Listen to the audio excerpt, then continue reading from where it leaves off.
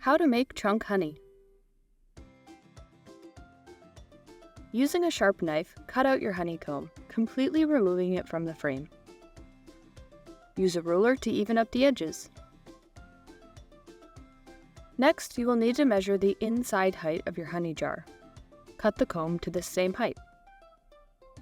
Next, measure the jar opening and cut vertical strips in the honeycomb that are about 1/4 inch smaller than the diameter of your jar.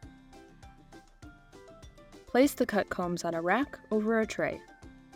Let the comb edges drain for several minutes. Carefully drop a piece of your cut comb into your honey jar, making sure that the cells are slanted upwards. Notice how neatly the comb fits into the jar. Finally, fill the jar the rest of the way with liquid honey. Choose a honey that has a uniform color and taste to the honey in the comb.